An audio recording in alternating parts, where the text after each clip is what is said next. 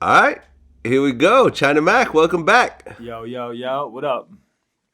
What's up, Hey lad? man, everything good? I was on your podcast last time. Now you're back on mine again. Yeah, it's dope. I appreciate that too, you know what I'm saying? Of course, man. Of course. I try to support everyone that comes on my platform when they have something. I always try to come back. Like I did Lord Jamar. I just recently did No Jumper. Yeah, yeah, yeah. That I'm 22. Yeah, man. I try to give back to people who fuck with me always. That's what's up. All right, so let's get into it. Um, you know, obviously the biggest thing right now is the whole Nipsey Hussle situation, which you actually spoke on already. I think on your own social media, right? Yeah. How do you feel about that whole situation? I feel like I feel like everything happens for a reason. I feel like Nipsey Hussle was meant to go. You know what I mean? It was his time.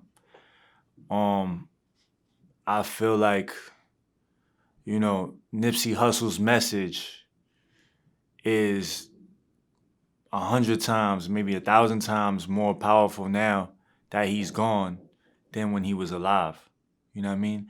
I think people internalize it more now that he's gone.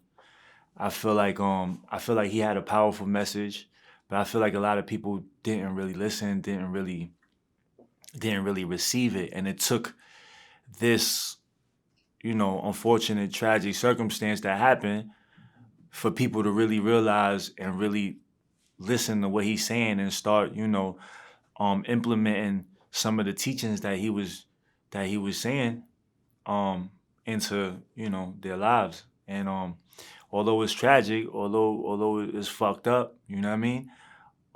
I feel like his death wasn't in vain.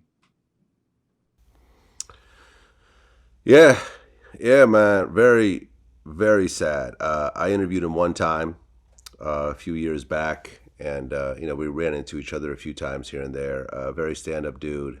Stood behind what he talked about and what he rapped about, and this really came out of nowhere. No one saw this coming. Yeah, I mean, but that's death though. You know what I mean? Unless most of the time you don't see it coming. You know what I'm saying? Most of the times you don't know when it's your last breath or when's the last time you're gonna see your family. It just happens. Um, I'm not gonna sit here and say that I was the biggest Nipsey Hussle fan. You know what I mean? The only time while he was getting big and coming up, I was in jail, so I really didn't get a chance to really listen to all his earlier work. You know what I mean? I did listen to when he had so much hype about the album Victory Lap. I bought the album and I listened to the album, and I thought that the album was cool, but I never really took the time out to really listen to his message. You know what I'm saying? I never really took the time out to figure out exact. I just knew his energy was good. You know what I'm saying? I knew that he was a stand-up individual just from the little bit of what I saw and from the people that I knew that messed with him. You know what I'm saying? But I never really took the chance to really consume, what he was pushing, the message that he was pushing. You know what I'm saying?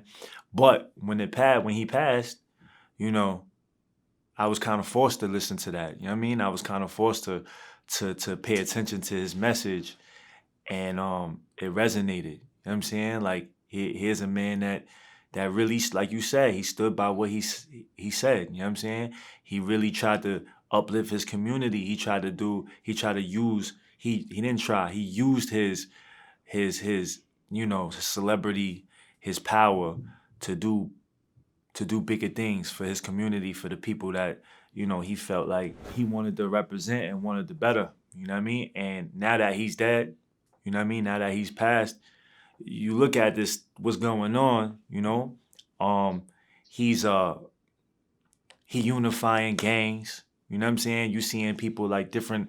I don't know exactly how, but how how much. But I see a lot of stuff on the internet, and I see a lot of videos, and I see a lot of people really like trying to push his message and trying to come unity, you know what I'm saying, unify versus, killing each other and stuff like that. And that's powerful.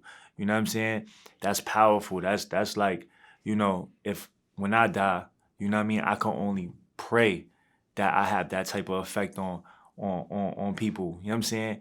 And I know he's up there smiling down at his work, and I know he left a legacy for his family that his family would be proud of. You know what I mean? And that was definitely dope. You know what I'm saying? Well, you said Nipsey's death made me think about how it would be like if I were to work this hard to change my life and make a better life for the people around me and have it end so abruptly. Nipsey's death helped me put a lot of things in perspective for me. Yeah. Yeah, I mean, it ended abruptly, exactly how you said. He was at his place of business in his own neighborhood with his friends around him, looking forward to doing more shows, working on business projects, have his family around him, plans with his kids, and then boom, in one afternoon, everything comes screeching to a halt. In the most unlikely of places, because you would think that at his own store in his own neighborhood, he would be safest there, but it ended up being the exact opposite, unfortunately. Very fucking sad. Very sad. And you see what happened, in terms of his funeral. Sold out the Staples Center, first time since Michael Jackson. Yo, that's crazy. You know what I mean? And I feel like because of that, I feel like his death was more powerful than, say, a Malcolm X. You know what I'm saying? Like, it was more profound.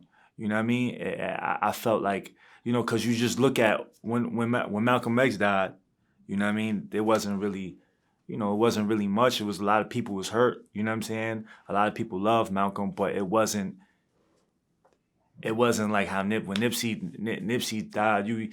He's selling out the stadium. You got the ex-president saying something. You have gangs unifying. You got people from all over the world traveling to the place where he got murdered at, his place, and showing love. And it was just, I just feel like, Nipsey's death, I just feel like it's powerful, like, and it's great for our generation to see something like that, because the last person that had that type of effect, was like, say, a Malcolm or Martin, and that was a long time ago. You know what I'm saying? So for somebody to stand for something positive and stand for the community, to have this happen, and like I said, like, I feel like, yo, it's a sad thing. You know what I'm saying? Nobody wants to see anybody go. You know what I'm saying? It's always sad when it happens like that. But at the same time, I feel like that it was powerful. I feel like that, if he's the type of person that if he could choose, if he could have made a decision, okay, you end like this, but you make this type of impact and you make this type of movement, or you just don't do nothing and you end like this, you live a longer life and whatever, you know what I'm saying? I don't know, but I would think that he would make that choice like, all right, I'm going to go like this. You know what I'm saying? Like a martyr. You know what I mean? Because, now his message, like I said, his message is 100. His message is loud and clear. And I feel like it's going to affect other artists, other people of the community, of that community, other communities, how they, how they're like living and how they're like pushing their music and whatever else they're pushing, like me. You know what I'm saying? Like, his death made me realize a lot of things, like, you know what I'm saying, just the message that I'm pushing, and it made me, kind of critique certain things and take a deeper look into what I'm doing and how I'm affecting not just me but everybody else. So, and I recently released a song and a video called Prolific, which was definitely, inspired by Nipsey, you know what I'm saying, about that situation. Because I understand, like, I'm not comparing myself to Nipsey, you know what I mean, by no way, but I understand that it could be me any day like that, you know what I'm saying? And I pray to God that don't ever happen, you know what I'm saying? But it could be, you know what I mean? And what would we say? It could be you, it could be any of us, you know what I'm saying? What would we say if we was in that position? You know what I'm saying? What would be the last word? What would be the most important thing going through our mind? If we could do one thing, like one thing at that point when we're about to die, what would that thing be? You know what I'm saying? And that's a reminder to all of us that whatever it is that we would be saying when we're dead, that we wish we could do that one thing, that's what we need to do every day. You know what I'm saying? That's what we need to do every minute. You know what I mean? So, you know, it was a reminder. And you know. So you personally, where did you grow up? What area in New York? I'm New York. Like, I grew up all over New York. Like, you know what I'm saying? Okay. I was born in Brooklyn, raised in Lower East Side, Manhattan, Queens. I lived in the Bronx. I lived in Staten Island. I lived everywhere in New York. I'm New York. You know what I'm saying? When you were active in a gang, you know, because East Coast and West Coast is not always the same type of thing. Was that based in the neighborhood you were living in, or was it sort of more, were the members kind of more spread out? Before we get into that, like, let me ask you a question. Did you see my video, Prolific? Well, you're talking about the video that I posted on our Instagram? Yeah. Did you see the whole video? Like the whole video? No, I watched that 1 minute clip. Okay. It was definitely dope, man. And the responses were like watch the whole thing. Super positive. You should watch the whole thing. I did not watch the whole thing. Not yet. But I did watch that Instagram clip. You got I'm more than just gang stories and jail stories, although I appreciate the forum, but I do have dope music, you know what I'm saying? And I would, be honored if you could check me out and, you know what I'm saying, give me some give me some love on my music, you know what I mean? Because at the end of the day, I'm an artist. I got you. And we actually posted it on the website as well. We did post a full video. No, I appreciate it. I'm going to keep it 100 with you. I only watched the 1 minute clip. I didn't get to watch I appreciate the full video keeping yet. it 100 because anybody else would have been like, nah, I watched the whole thing. It was super dope. You know what I'm saying? But I appreciate that. You know what I mean? But when you get a chance, China Mac is an artist before anything. You feel me? So, all right, let's go. So now you were saying that in New York, the gang stuff, is it spread out or is it just like... Well, yeah. I mean, with the Chinese gangs, is it based on a particular neighborhood, or was your crew kind of spread out all over the place? The Chinese gangs at that time, we just stuck to the neighborhoods, like, you know what I mean. So that be in Chinatown, in Manhattan, or like Queens, Flushing, Queens, Elmhurst, Queens. We really didn't like go outside of that. You know what I'm saying? And in Brooklyn, 8th Ave. So Chinese people really just stuck to their own, like, they didn't really move out and shit. Okay, well, I mean, I'm familiar with Chinatown in New York, and it's a mixed commercial, residential type of thing. People aren't really like sitting on the corner selling drugs in Chinatown. That never really happened though. You know what I'm saying? Like China, like with the community, the Chinese people was always.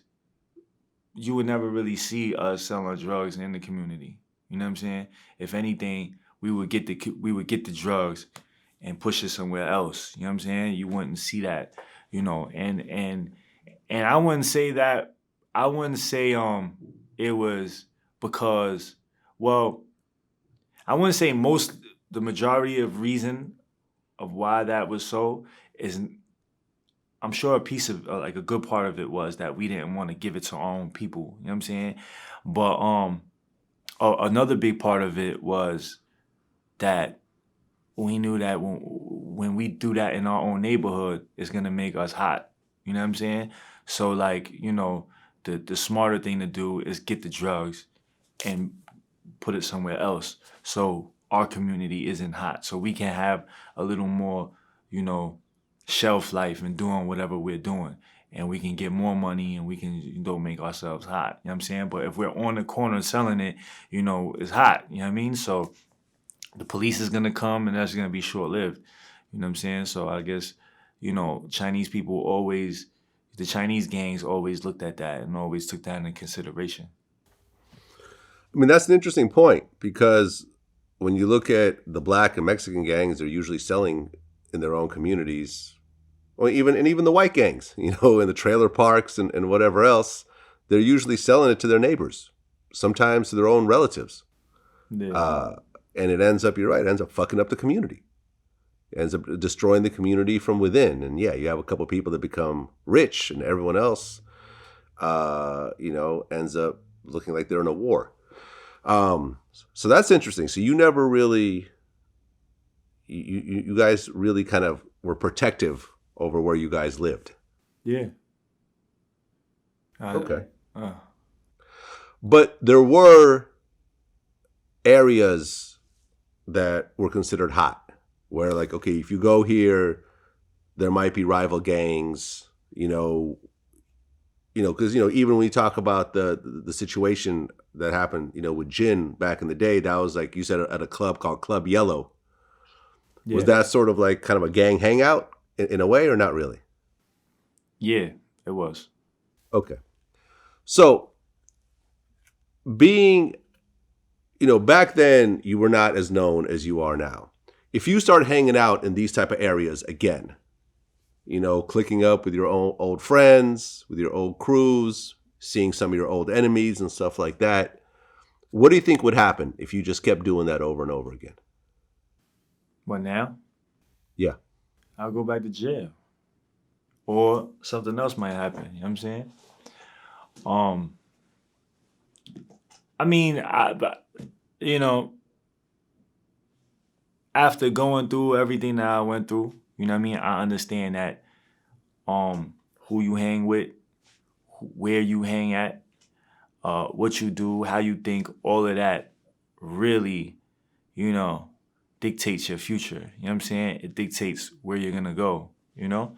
So if I'm at the same place with the same people that's doing shit that's not legal, that's gonna get you in trouble, then there's only two places I can go over there. You know what I'm saying?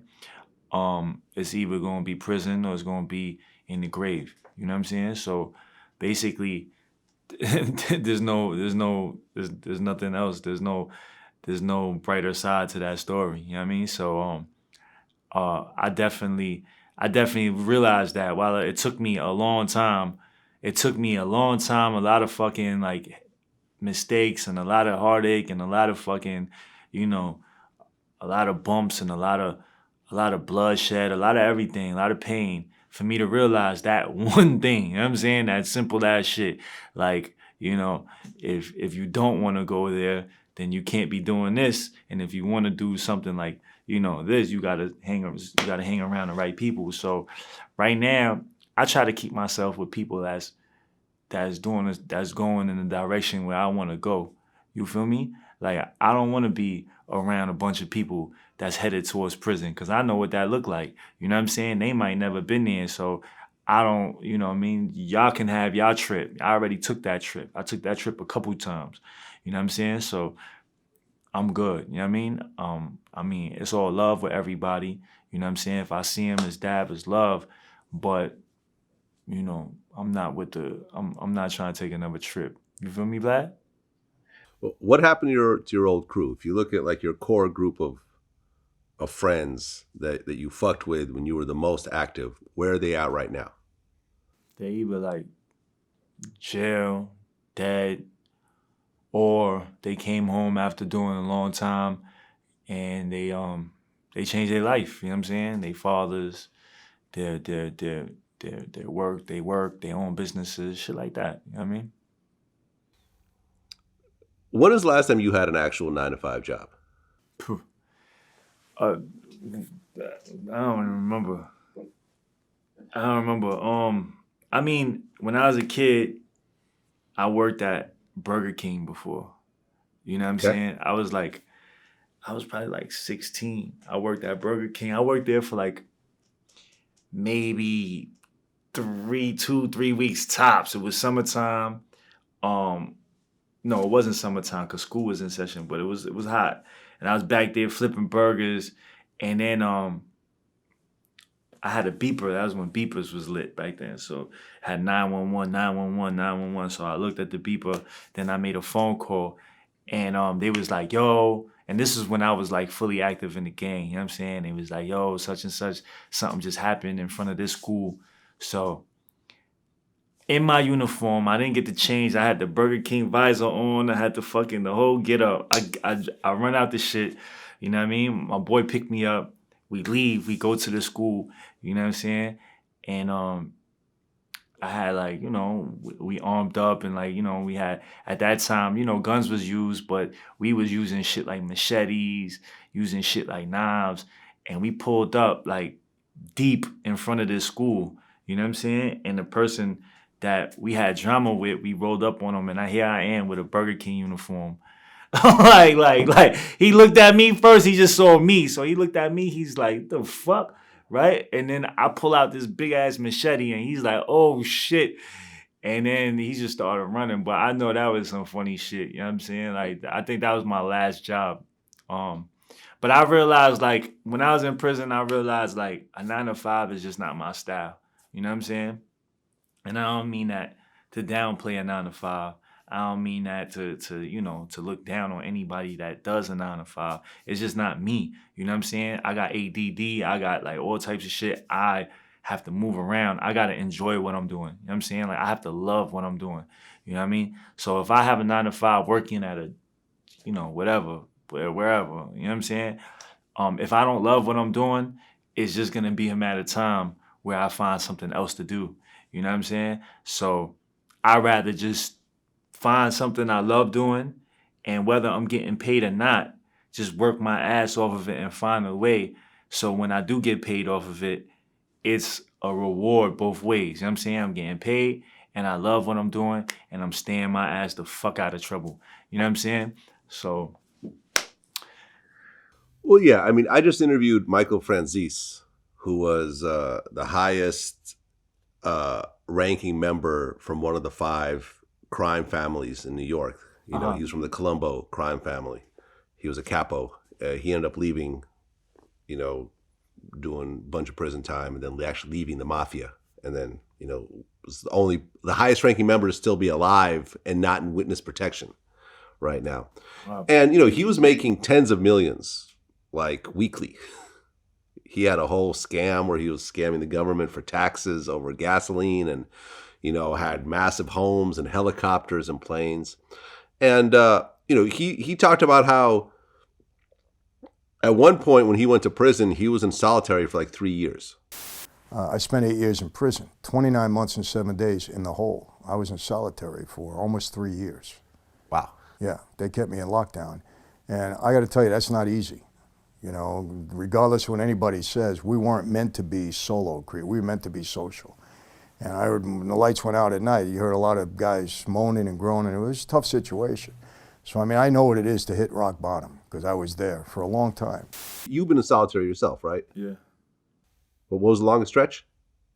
I did like a couple months, bro. I did like, almost a year in that bitch. Yeah. Traumatic, from what I understand. It's the same shit every day. You know what I'm saying? It's like, it's traumatic, like, because, you know what I mean? And they fuck with you, but at the same time, it's like, you just doing the same shit every day. You wake up, the slot opens, you get your food, you know what I'm saying? You eat your food, you return the food through the slot, then you're just in your cell. You wait for the gate to crack or you wait to go outside for the yard. You know what I mean? You go to the yard for an hour, you come in a cage, you know what I'm saying? You're handcuffed, shackled, walk to the cage, and you know what I'm saying? Like you go in the cage for an hour, and it's not like you're doing shit, it's just getting air because you're still in another cage, and then you go back into your cell. You know what I mean? And that's the end of the day. You know what I mean? Like, you take a shower, a lot of boxes, you know what I'm saying, that I was in, they have the shower right in the fucking cell. So you don't leave nowhere. You staying right there, and that's your whole day, and that's every day. So if you're in there for a year or 3 years, that's 3 years of every day doing the same shit. You know what I'm saying? And it's traumatic in that sense. And also, you see a lot of bullshit, like, you know what I mean? Like, they play, like, the police play fucking food games, like, you know what I'm saying? Like, because food is very important. I mean, it's very important. Food is very important when you're in the box. You know what I'm saying? Like, because, you only get 3 meals, right? And they don't give you big portions. You know what I mean? By 5 o'clock, mealtime is done. It's over. So by 10 o'clock, you're starving. You know what I'm saying? So a lot of times, if the police want to act, if the guards want to act stupid, they play food games. You know what I mean? They give you less portions, or they do some shit. They spit in your food and shit like that. And you know, you might not eat. You might not. You know what I'm saying? Like, you know, or they might just starve you, not give you your food, and you might not eat. So I know healthy people go in there looking like you know what I mean? Looking like Arnold Schwarzenegger, come out looking like Pookie. You know what I'm saying? It'd be serious in there. Well, yeah, Michael Franzese went through it, through that type of thing. And I asked him about 9-to-5 jobs. He said the last job he had was like in high school working at a construction yard. Right.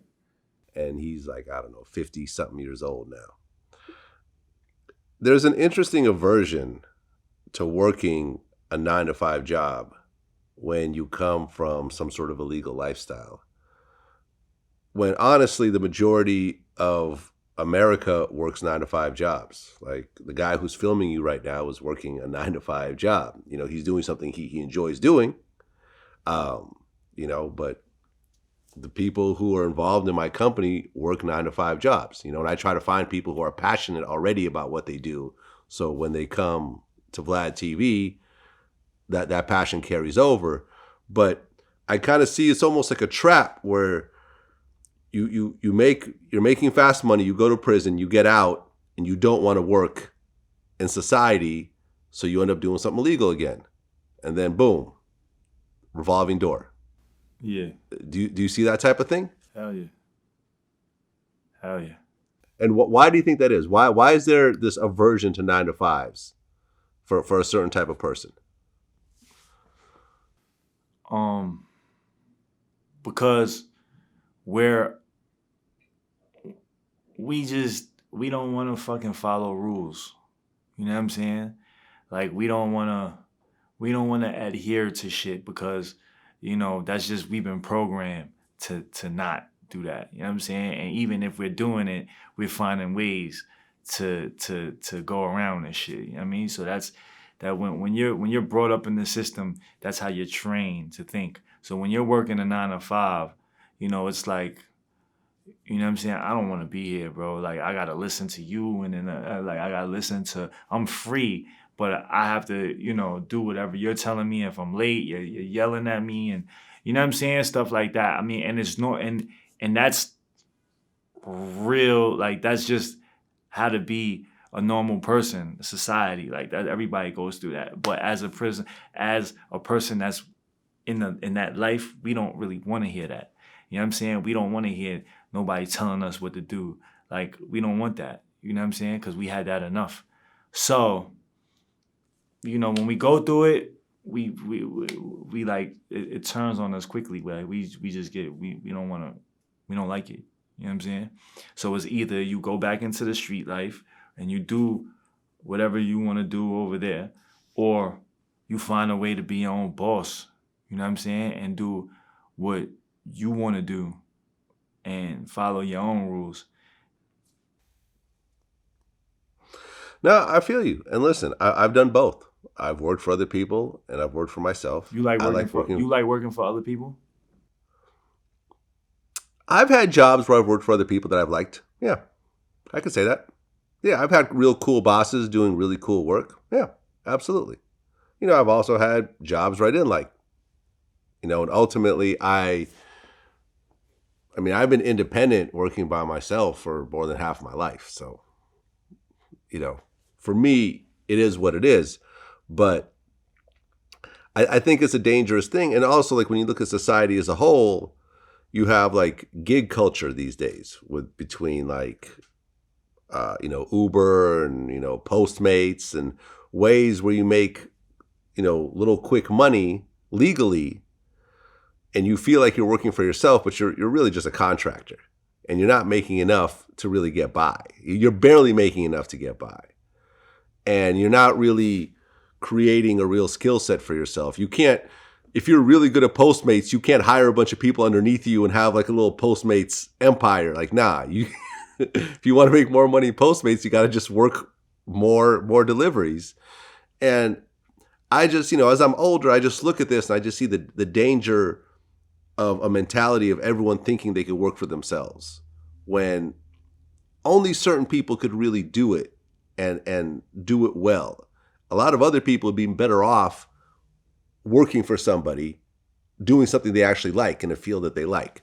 You see what I'm saying? No, because I agree. I don't want people to be fucking up and going back, doing illegal shit and going back to prison just to get by. But I see this a lot. Yeah.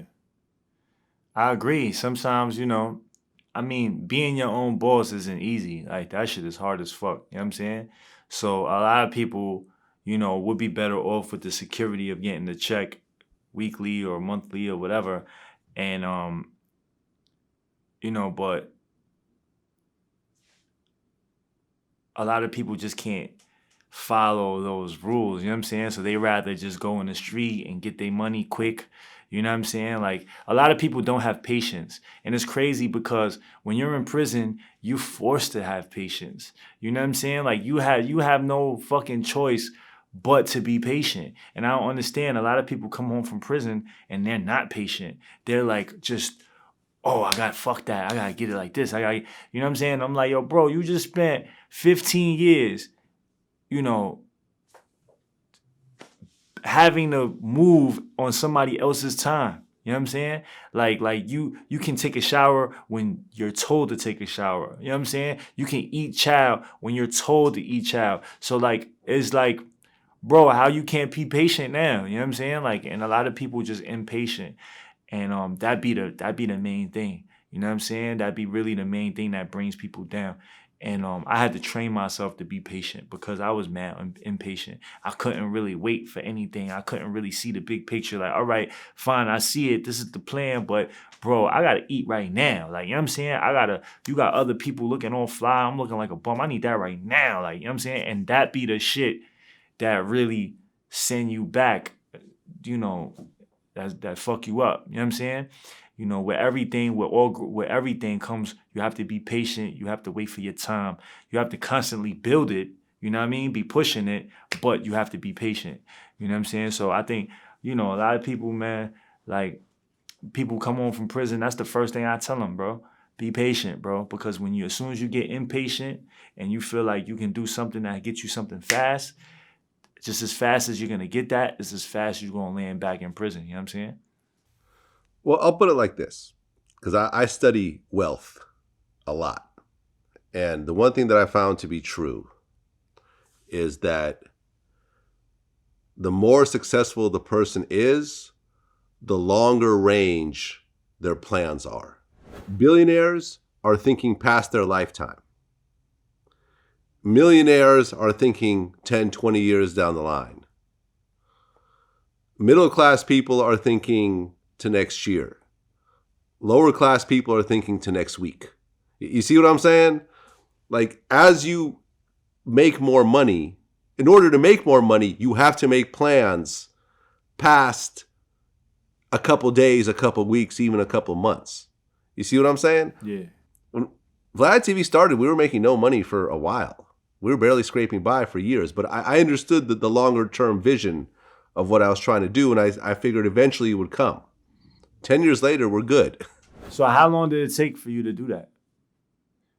I mean, first year was a struggle. First year, we were having problems like paying bills and employees and everything else like that. I remember going to, Complex has been my partner pretty much the whole time for 10 plus years. And I remember going to them and saying, hey, can you guys give me like an advance based on what you're paying me just so I can cover my bills? And, as I make more money, you could take it out of that.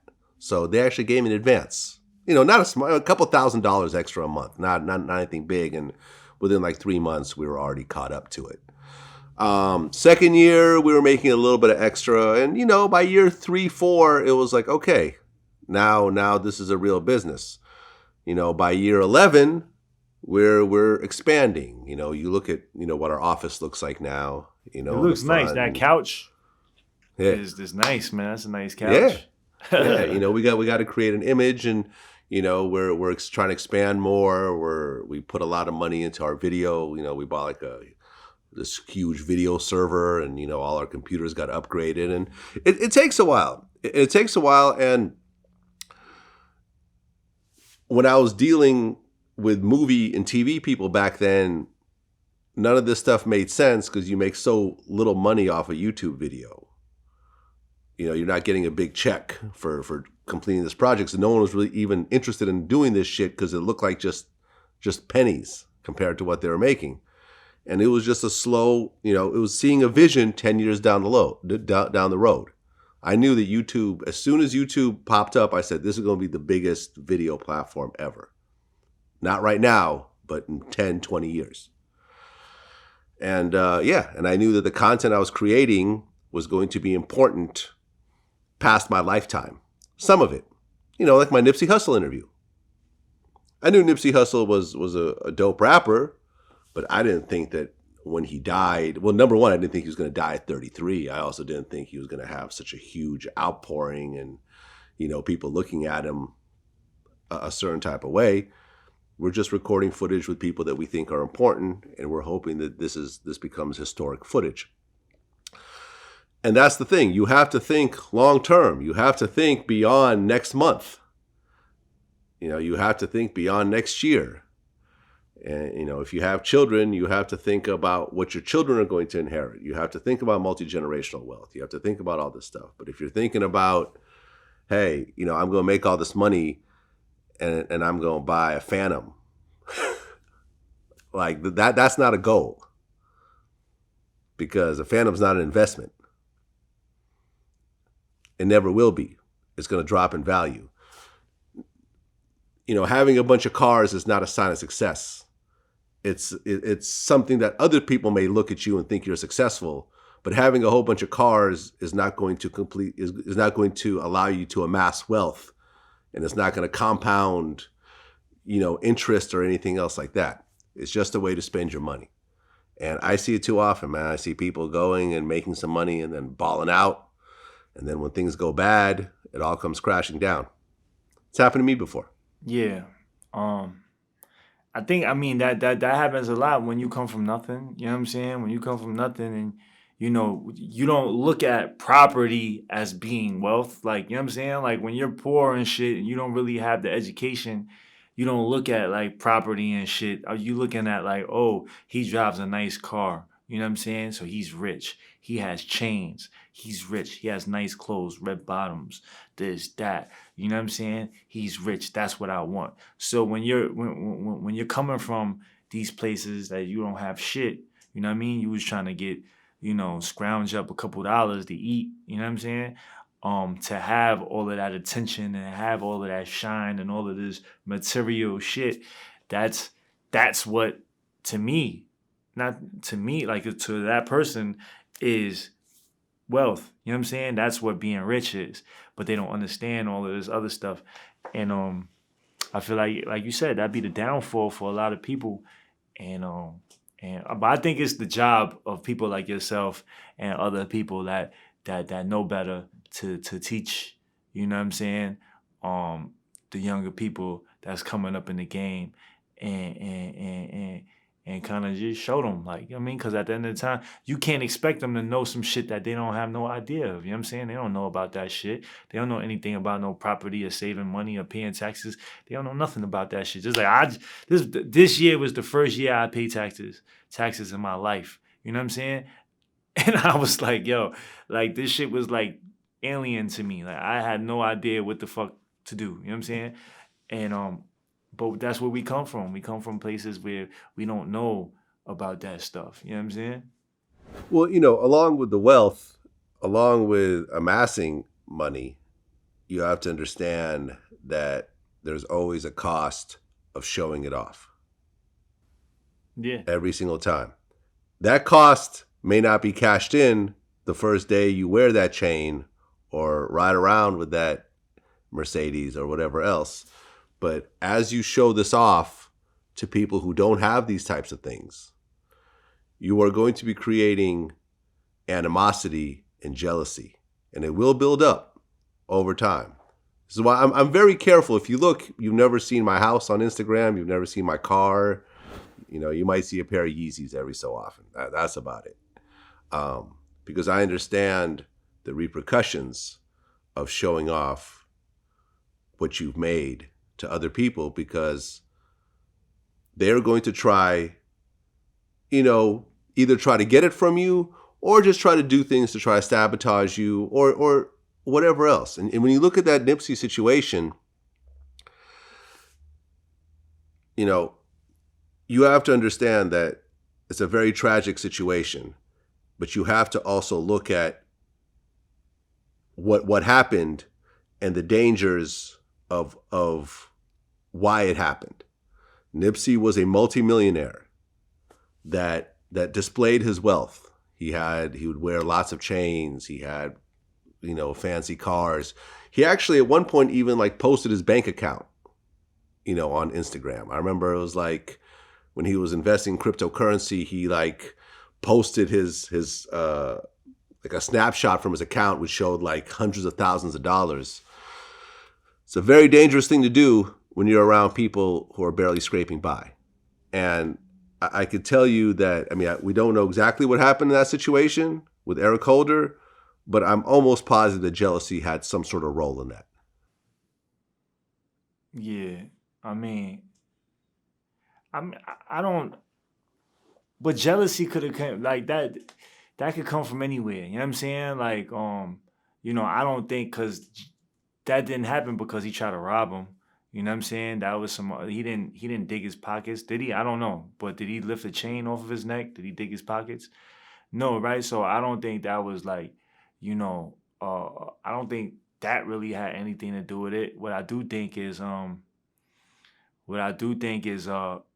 you get to that situation, it's can't make yourself too accessible. You know what I'm saying? But he was for the people. You know what I mean? I think by him doing that was basically, in his mind, he was inspiring other people to show them yo, you know what I'm saying? We can do this. You know what I'm saying? It was inspiration. You know what I mean? For people. I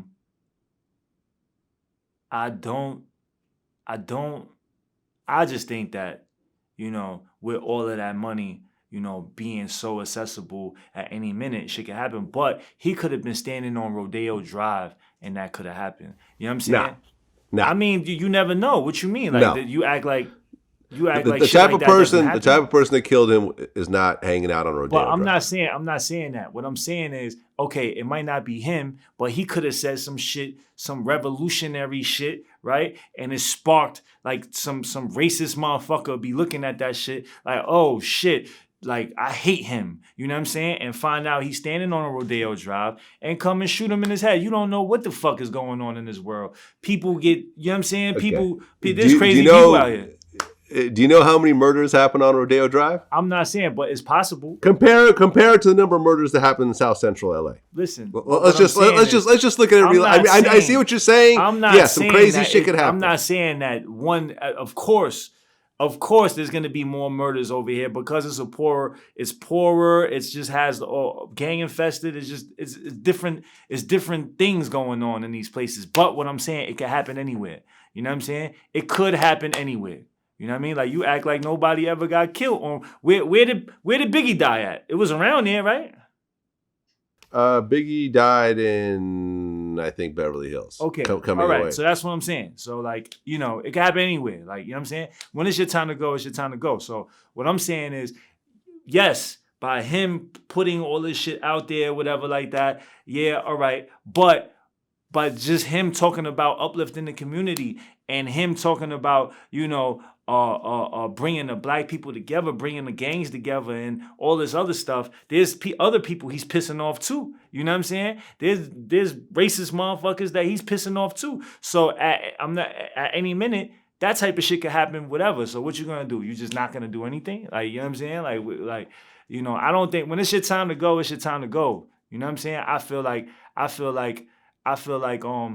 it was his time to go. You know what I'm saying? And you can finesse it however you want. He did this, he did that, he did this. But who's to say any of those things had anything to do with anything? You know what I'm saying? It was his time to go. It was the time that, that the powers that be chose for him. You know what I'm saying? And that's it. And then I see a lot of people saying this is what you get for giving back to the community. You know what I'm saying? This is what you get for, being in the community and building where you came from. You know what I mean? This is just more of a reason for you to get yours and get the fuck out of there. I think that's like pussy. You know what I'm saying? I think that's just finding a reason to not do the right thing. You know what I'm saying? If anything, that should push everybody to keep on doing that. You know what I'm saying? At the end of the day,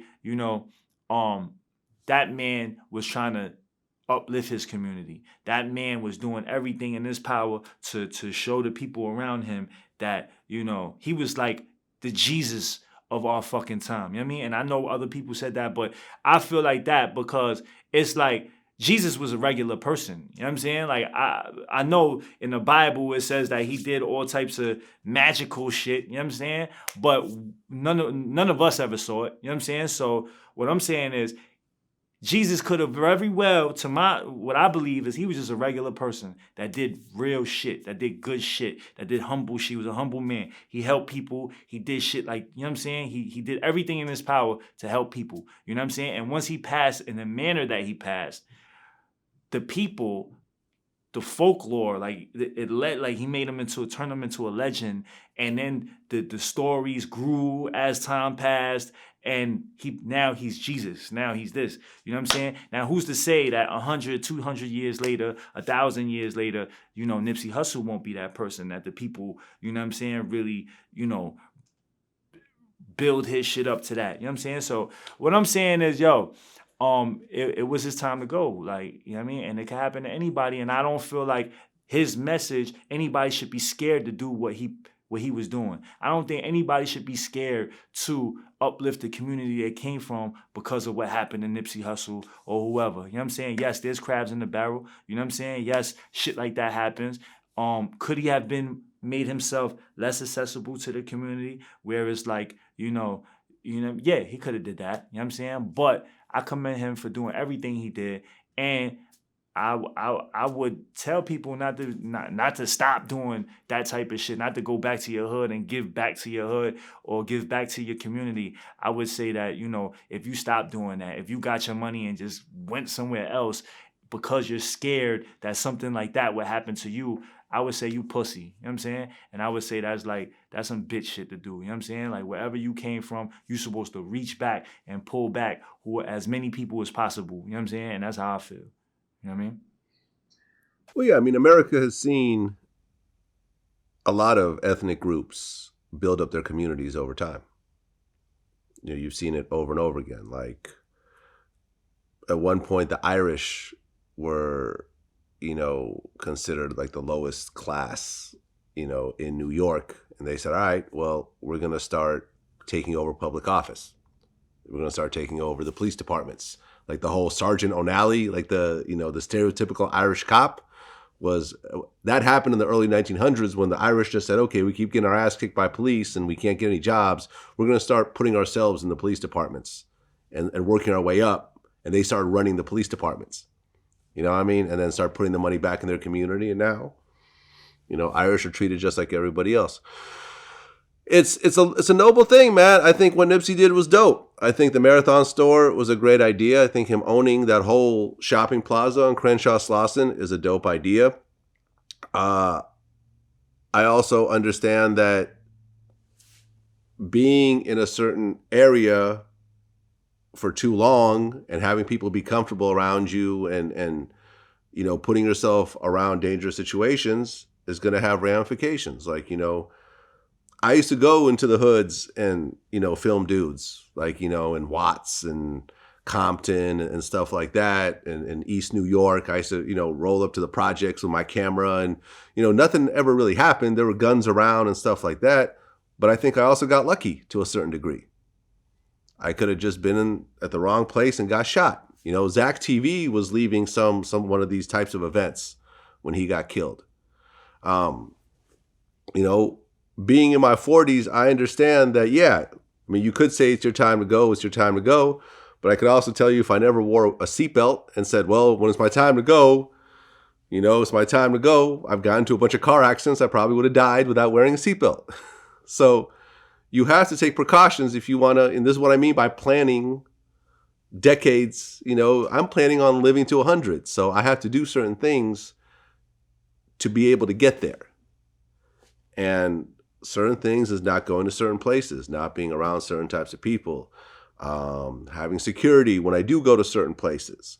Nipsey obviously didn't have security that day because nobody returned fire. This dude was able to shoot him. He came back like he shot him, left, how did he come came back. Because I seen a video, but I don't really know. Like, so I seen he shot him and then he left for a couple seconds and came back. Is there was there anything that came out about why that happened? He came back, shot him again, point blank range, and then kicked him in the face. Did he stand? I heard he came back. Did Nipsey stand up? Like did he get up after the first shot or something like that? No, but it didn't seem like he was dead after the first series of shots. Because I interviewed the dude who also got shot right next to him. Yeah. Who they try to violate his probation for associating with a gang member. I read about that. And what he said? Well, this guy had just gotten out after 26 years for doing a murder. Yeah. So that's a blessing. He was not trying to, I already knew ahead of time that he was not trying to cooperate in this case. He was not trying to detail the situation. When I interviewed him, he was in jail in a wheelchair after getting shot and potentially facing life in prison again. Well, is he out? Is he out now? He's out. After our interview, it created more energy around it. Meek Mill ended up posting about it. All these news agencies started reaching out to me to cover, to cover the story that we put out. And then, a few days later, the DA dropped the charges, and now he's officially out. Yeah, man. Everyone goes to jail after doing a VladTV interview. No one talks about how people get out of jail after doing a VladTV interview sometimes. No one wants to give me the props for that, but that's okay. It is what it is. Oh, man. I think that was the first time, right? Is that the first time somebody came out of jail after doing an interview? Is it the first time? I mean, I don't do a lot of jail. You gotta give it some time to breathe, bro. Usually when I do a prison interview, they're doing life, so there's limited things that I could do at that point. But yeah, in this case, he actually got out, which is great news. And they raised, last time I checked, something like $18,000 for his GoFundMe, which we linked to as well, which I believe he gets to keep, so he'll have some money once he gets out of the halfway house or whatever. Which is great. Great news. You've done songs with Dave East. Yeah. What'd you think about him? With Dave East. I'm sorry? I did a song with Dave East. You did a song with Dave East. I was actually listening to it on the way here, man. Both of you guys were spitting on that song. Appreciate that. It's called Going Down for everybody that, haven't heard of it. Dave East recently called Lil Nas X's Old Town Road super whack. Yeah, I saw that. Have you heard Old Town Road? Yeah, I like it. I like it too. I mean, I think there was a little. I think because after he said that, right, he got mad backlash behind it, right, and then he took the post down, correct? Well, he was on live, so you can't really take it down, can you? Oh, it was on live. I think it was on live. People just recorded it. But then did he post something after that with him listening to the song or something like that? I think so. Yeah.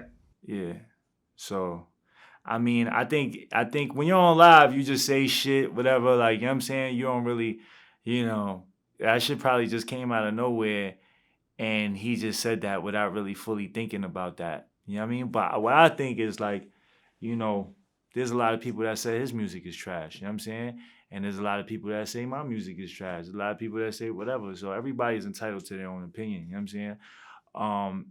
But I feel like the Old Town Road song is a dope song. I think it's different. You know what I mean? Like it's just a kid being himself, and there's space for that. You know what I mean? Like art. Just because Dave East is making he spits bars, you know what I mean, just because somebody else that doesn't do that type of music, that doesn't automatically make it trash. You know what I'm saying? Or there's other people that don't do what he do and they'll say he's trash. You know what I'm saying? So it's just it's really depending on what you feel is hot and what you feel is trash. And I feel like everybody is entitled to their own opinion. But I feel like he also recanted that too. Like, you know what I'm saying? Once he felt that fire, he kind of went back on that too. Like, you know, I feel like if he really felt like that, he should have just stood on it. You know what I'm saying? Well, I just interviewed Cassidy, and we were talking Shout about out the to situation. Cassidy. Me and him was talking too and shit. Shout out to Cassidy. Yeah. Yeah, I mean, he got a battle. He got a battle. What you think about this battle? Are you in tune with this battle? What's going on? Yeah, man. I went to his last battle when he did Battle Disaster. I think this one's going to be epic. I mean, Cassidy's crazy in terms of battle rapping. Forget about it. Yeah. Like, Cassidy's a fucking animal. But he pointed out something interesting, which I didn't really think about. I mean, who put on Dave East? Who's the rapper who put him on? Nas. And what's the name of the dude that does Old Town Road? Oh, Lil Nas. So I think that there's a certain level of like, oh, you know, I mean, I guess, you know what I mean? I guess that's you know, he's calling himself Lil Nas X. He's just feeling a little, you know, protective about that. You know what I'm saying? Like, I mean, that's the dude. I mean, Nas is the guy who changed his life. You know, this is why I think I'm probably never going to get a Dave East interview, just because I made, you know, comments about Nas's beat picking. I'm sure Dave probably feels a certain type of way about it. You said something about Nas's beat picking. I've said that after Illmatic, Nas is the worst beat picker of all time. Oh man, I've said this. Bro. I've said this to Large Professor. I've said this to Salam Remy. I've said this to Ron Browse, a bunch of Nas's producers. Like, I've stood my ground on this. You know, but and what did they say? They you know, some of them disagreed. Some of them understand where I'm coming from. You know, Large Professor kind of said, you know, he didn't agree, but he didn't totally disagree. You know, because I think that, you know, especially someone like him. Nas had dope, like one mic after that. Like, that was a dope ass beat. So, what else? Yeah, he would have dope ass beats, but when you looked at his projects, it would have a lot of like fast forward tracks. I felt in terms of like the beat selection compared to like what he did on Illmatic. Would you say that's his beats, or would you say just his song structure? Or you say you would equate that to the beats? I would say the beats. I say that for whatever reason, he doesn't pick the hottest beats. You know, I've never said anything bad about his rhymes. I think he's a dope ass. He's dope. You know, rapper. Lyrically, he's dope. But some people make better songs, like sonically make better songs. Yeah, I mean, to be a great songwriter, you have to pick the right beat for your voice, and have to pick the right chorus, and it all has to come together. You know, this isn't spoken word. Maybe you should sit down with him one day in a session and like help him pick some beats. I would love to. Matter of fact, Large Professor said that when all the original Illmatic producers get back together and, you know, make that Nas album that everyone wants, like, I should get some A&R credit for it. And, you know, on Nas's newest album, the one with Kanye, you know, on Simple Things, everyone pretty much says that he's responding to me. When he says never sold a record for the beat, it's my verses they purchase. Without production, I'm worthless, but I'm more than the surface. And I feel like since I've been the loudest voice on this, and I've done so many interviews, he didn't mention my name, but everyone pretty much was like, as soon as it came out, everyone was like, yo, Nas is responding to you. Like, Vlad, and when it all comes together and we get that album we want, you're going to get some credit on that. And you know, nudging. Are you a fan of Dave East? Are you a fan of I am a fan of Dave East. Yeah, I think he's dope. Like I said, we've never done an interview. I've never met him. But I think he's dope. He told me he don't like you. Oh, really? Nah, I'm lying. I'm lying. I've heard him say that? Have you heard that? I've heard that he it's not that he doesn't like me. I've heard that he doesn't like my interviews.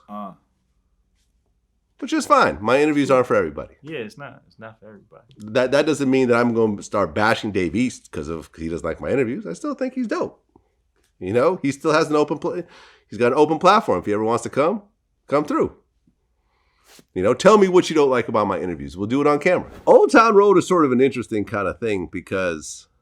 Yo, it was genius that they got the Billy Ray Cyrus dude on there. That shit was fire. That was dope. Billy Ray Cyrus shit was fire because I think Billy Ray was kind of rapping. I mean, his voice was dope, man. It was dope. I really liked it even way more after Billy Ray Cyrus went on it. You know what I mean? I thought that was a dope idea. He made the song. I mean, Billy Ray Cyrus said, "Rolling down Rodeo in my Maserati sports car." Like that's rapping. But you know what it is? A song like that to me is powerful, man, because it's powerful and it's dope to see, like, you know, this like, you know, somebody like Billy Ray Cyrus and this young kid just be able to make a dope song together, and, like, you know, something that everybody could mess with. And I think that's super dope. You know what I'm saying? I think that's what hip hop is. You know what I'm saying? That's what art is. Like, just doing different things and trying different things and using something from this culture and meshing it and just bringing a whole new thing to it, man. I think that's beautiful. And anybody that doesn't get that, I just think that, you know what I mean, they don't really have a full grasp of what hip hop is. You know what I'm saying? Hip hop is just different. Like, it's different. You know what I'm saying? Well, I kind of see both sides of it, because when the song, before Billy Ray Cyrus jumped on that song, they took it off the country charts. It charted on country. What do you think about that? I think that was like, I think that's fucked up. You know what I'm saying? I think that was definitely racist. I don't think it's racist. You don't think that was racist? I don't think so. Oh, man, let me hear this. Why don't you think it was racist? Well, this is why. Let's just say you had a white country singer, right, who all he did was country songs for a couple of years. You look through his catalog, guitar, you know, My Baby Left Me, and then I'm about to kill you, bro. Okay. And then he drops a rap song, right? And in the rap song, he's basically going through all the stereotypical shit that rappers do. He's talking about smoking blunts and drinking lean and wearing gold chains, a bunch of shit that he didn't talk about before, but he's doing this song. And it ends up being kind of a hot song, and it hits the rap charts. I think that most rap fans would be like, nah, man, this is kind of a parody.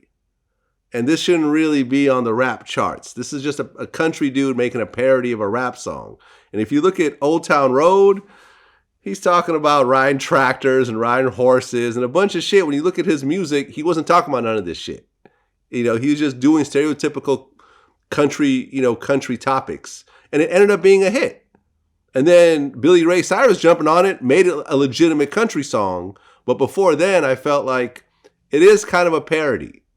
It was a good parody and it was a hit song, but it is still somewhat of a parody. All right. And that's why I didn't have a problem with the country, you know, people taking it off the charts. Well, your analogy is a little off, because Lil Nas X, he wasn't a known rapper before that. He didn't have like an extensive... He had a catalog of music. If you look him up on a SoundCloud page, you'll see a whole bunch of songs he had. I went through and researched. None of them are... That. All right. None of them are country songs. Just regular ass rap songs. Check this out. Check it out. Then we have, what's his name? What's this dude name? The country dude that started rapping. What's his name? His name is Give me a hint. He had the long hair. Kid Rock. Kid Rock, right? Nope. All right, Kid hold Rock on. was rapping. I let you finish, bro. Okay, my bad. Go ahead. Kid Rock, country singer, did all that. Now he starts rapping. That's rap music. What you mean? That's not the way it went. Matter of fact, no. See, you don't know Kid Rock's history, because his first album was a straight rap album. He was a white kid from Detroit that was rapping. His first album, he had like a high top fade, and he had songs with Too Short. He was on tour with Too Short. He first started rapping. The rapping never quite caught on. His first album bricked. So he started messing around doing like rock and country, and that caught on. And I remember this because I was listening to your album this morning. You brought Kid Rock out. essentially, right? Did you produce like his first album? Well, I did some production with him on his first album. Right, that's back when he had the high top. Yeah, he came out to Oakland. We worked on a couple songs, and he flew back. I guess he was working out of New York at the time. And the next year, when Ice Cube quit NWA, me and Ice Cube did a tour together. And he took Yo-Yo, because that was the stipulation of the tour, you could bring one group. And I just took Kid Rock, because what he was doing, I liked his style, and, you know, it's just, that's the kind of guy I am. So I took Kid Rock on his first real tour. Right. And That's the story. But what I'm saying is him coming out with rap music, it could be rap music, right? Because he's not typical rapper. So he's from the country. He's like this. He's from Detroit. He's from Detroit. He's a Detroit kid. He started out rapping. I think you just don't know that. I just don't think you know the timeline with Kid Rock. This is what I'm trying to tell you. I really don't. But what I'm saying is, all right. So now, what I'm saying is, if a white person was to come out and he was nothing to do with rap music, and before that he like was doing country or singing or whatever, and then he comes out with a rap song where it's gonna be rap, regardless of what he did before, and nobody's gonna pull it off either. Nobody's gonna say, oh no, that's not rap music. You know what I'm saying? Nobody's gonna pull it off of rap and make it something else. You understand what I'm saying? Because it's clearly not something else. It was clearly, you know, more like country music because of what he was talking about. The whole, you know, everything that he was talking about. So now if you have a white kid that came out of nowhere that never made rap music before, but he made a rap song that's clearly a rap song, and everybody accepts it as a rap song, would do you think that the Grammys or anybody else would pull it from being a rap song? No, it wouldn't happen. It wouldn't happen. But there's always been parody in music. There's Weird Al Yankovic. You know, Michael Jackson did Beat It. I don't think Weird Al Yankovic did Eat It, bro. I don't think that wasn't parody. That was like him making music. It was just the beat inspired him to do that type of country type of song. You know what I'm saying? So I don't feel like, because he wasn't talking about Weird Al Yankovic type of stuff. He wasn't like making fun of anything. He was just inspired to do that. So what I'm saying is that would never happen. Grammys would never take a song, but because of his skin, and it was basically because of his skin tone, because they wouldn't take they wouldn't take it from being rap because of their skin tone, but they did that with him. You know what I'm saying? Because he was black. You know what I mean? Because they felt like, oh no, that's not country music. So what makes it country music? Do you have to be white to make country music? Do you have to know how to write a verse to make country music? Do you have to be from the country to make, or can you just make a country song and it be country? Because you don't have to be from the hood. You don't have to be from the ghetto. You don't have to be black. You don't have to be nothing else to make a rap song and be considered to be rap song, correct? Anybody can make a rap song and it'd be considered as rap. So I think color definitely had something to play. Definitely had something to do with it. You know what I'm saying? And now that Billy Cyrus jumps on it, now it's okay. Now it's a country song. You know what I'm saying? I mean, look, you know, Ray Charles made country music. Okay. There has been, you know, Hootie and the lead singer from Hootie and the Blowfish makes country music. More than color, I think it was just because they didn't want this, you know, young kid that. I don't think so, man. I think the song was somewhat of a parody. Riding in my tractor, like, motherfucker, this dude does not ride tractors. Like, you know, clearly when you look at this guy started out with a Nicki Minaj fan account. This is how he started. He was a Nicki Minaj, had a Twitter fan account, and then he switched it up and started coming out with some songs. And one of the songs hit, and he became the #1 song in the world, and I'm happy for him. It's all cool. But when I listen to the song, it sounds like somewhat of a parody. You know, just like, you know, in what Billy Ray Cyrus is kind of parodying hip-hop a little bit when he's kind of singing, rapping. You know, he's like riding down, you know, I can tell you there's no Billy Ray Cyrus songs where he's talking about riding a Maserati, you know, and Fendi sports bras. That's some hip hop shit that he's talking about. You know what I mean? They're kind of parodying each other in a way, and it all kind of works and it's all cool, but I still think it's somewhat of a parody. and that's fine. It is what it is. I don't think it's, I don't think that Lil Nas X will go down as one of the great country singers, just like Billy Ray Cyrus will not go down as one of the great rappers. I understand, but I still feel like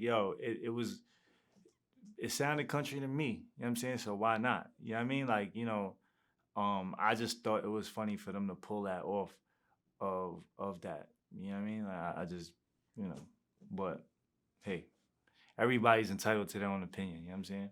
I mean, listen, you could say that the Wu-Tang Clan took Chinese culture and, didn't really parody it, but definitely incorporated, but that Chinese. Like you said, it wasn't parody. It was I'm not going to say that was parody. That was something they was inspired by. They actually watched Chinese movies. They actually was really like submerged into that whole, that whole space, you know what I'm saying? That whole culture. So for them, just because they're not from China or just because they're not from, whatever, that doesn't make it a parody. That makes it like, they were just inspired by it. So just like that kid, Lil Nas, was inspired to do some country music. Like, you know what I'm saying? You don't know if he listened to country music.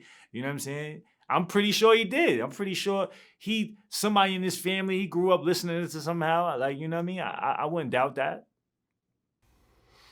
Hey, man, listen, like I said, I'm happy for him. I'm happy when someone gets it from nothing and comes up with a big song and is able to, he'll probably be able to tour off that song for the rest of his life. That song. 20 years from now, he could probably go do a show and do Old Town Road and everyone will go crazy. People's parents will go crazy. And, Billy Ray Cyrus, he might tour with Billy Ray Cyrus, and open up for him, whatever. I'm happy for him. To me, like I said, I saw some parody aspect of it. Like I said, if someone came out with a song, and put in a whole bunch of stereotypical Chinese stuff in there, Like, I think you might feel some type of way about it. No, I wouldn't. Think about that. Listen, if it was done respectfully and tastefully, like Wu-Tang, like I never felt no way about Wu-Tang. You know what I'm saying? Like, yeah, they were black, but they was talking about kung fu and all that. I didn't feel disrespected by it. Now, if somebody's just dressed up like it and making fun of it, like noticeably, then that's different. But if they're just like, inspired by it, there's a difference. You know what I'm saying? So, I feel like Lil Nas X, that song Old Country Road, is as much as a parody as Wu-Tang Clan doing Asian shit. I don't know. Like I said, if there was a song and there was like, the whole song was about, I don't know, bootlegging sneakers and, hold on. That's crazy. Like that. See what I'm saying? Like it'd be like one of those. What does that have to do with Asian? What the fuck is that? Like the fuck you talking about bootlegging sneakers? Like this is what I'm saying. Like riding tractors. There's a lot of other people that bootleg sneakers. Like what the fuck is China? That? China is that how you sum up Chinese people? Is that something? No, but not at all. But China is the bootleg capital when it comes to sneakers of the world. You know that. You know this. China Mac, you know this. China is the world capital of bootlegging sneakers. Every bootleg Jordan that you see comes from one place. Am I right? Am I being like stereotypical right now? They make all the sneakers. Every sneaker, like most of the sneakers, come from over there anyway. You know what I'm saying? So it's right. But there's also very specific laws in China that allow you. Like I remember seeing a whole documentary about this. I just don't think the Chinese culture can be summed up by bootlegging sneakers. I think that's and I don't think country music can be summed up by riding tractors. I don't think that he summed that though. I don't think that's what that's what that was. I think that he was just saying some shit that people that country people do. You know what I'm saying? That he was inspired by it. I don't think that he was making fun of it. Now, if he came out and said some funny shit, like disrespectful shit, then that becomes a parody. You know what I'm saying? Like if somebody was to come out to say, oh, bootlegging sneakers and all this, I eat dog, and that is disrespectful. That's a parody. That's like, that's a joke. You know what I'm saying? But if somebody just comes out and says, I do kung fu and I do this and you know what I'm saying, mystery of chess boxing and all this other stuff. That's not a parody. That's just showing paying homage. That's just like being inspired by it. I think there's a difference. You know what I'm saying? So let's just talk about bootlegging because I think I may have. This is crazy, bro. You know, I may have struck a nerve. So I think it's fair that we discuss it for a second. So, for example, there are 11 Supreme stores in the world, right? Supreme is one of the hottest streetwear brands, period. There is a Supreme store in Shenzhen, China. I'm probably just mispronouncing it. Which, let me show you what it looks like. You see that? Yeah. That is not an actual Supreme store. Someone made a whole Supreme store, put it in a high-end mall, put some little thing next to the E that's a little bit different, and is selling Supreme bootlegs in a public mall. There's a company in China that took the Under Armour logo and called it Uncle Martian. And is selling goods and making it look like Under Armour. You know, brands that have spent billions of dollars to protect themselves.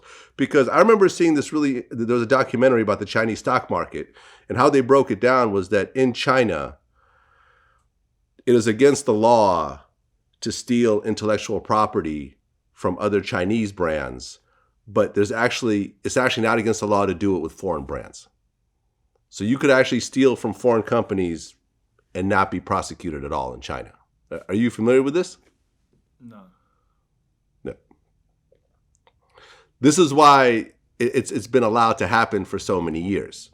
And honestly, I think that this keeps China back. You know, if there's better laws in terms of protecting intellectual property and so forth, you know, I think the country would be the number one superpower. You know, along with, you got the communist system that's kind of keeping things the way they are. I think it would be the biggest country in the world. They have the biggest population. They have the biggest workforce. But I think that this type of thing, keeps them wherever they are in the world right now. Do you agree or disagree? And where are they in the world? Let's take a look. I would say they're probably number 2 after America. I mean, and we're talking about China has the most millionaires under 30. You know what I mean? I feel like it may change real soon. So what I'm saying is, all right, fine. They do a lot of bootlegging out there. You know what I'm saying? I feel like that anybody that could do it would do the same. You know what I mean? Like if anybody else had the resources and had the ability to do that, and without the laws, it would be anywhere. It would be everywhere. You know what I'm saying? Everybody would do that. You know what I'm saying? So it's just not Chinese people. It's not a Chinese thing. You know what I'm saying? It's just that the laws, and they have the ability, they have the factories to do it, because most of the stuff come from China anyway, right? So they have the ability to do it without the repercussions to do it. So that's why it's so rampant out there. You know what I'm saying? Now, but if those same resources was in Puerto Rico, was in here, everybody would be doing that shit. You know what I'm saying? So I wouldn't agree with you just pigeonholing Chinese people for that. You know what I'm saying? It's just the resources is there. You know what I'm saying? Listen, man, I don't think we're that's not part of our our No, I think the Chinese civilization is a glorious civilization that brought a lot to the world, from gunpowder to philosophy put some respect to on that shit. That's right. Okay. Yeah, I mean, Sun Tzu, The Art of War, is considered one of the greatest warfare books of all time. Their cuisine is the oldest. Go crazy on you under these. No, it's fine. I'll take it. I'll take it. But at the end of the day, I don't admire anybody who steals.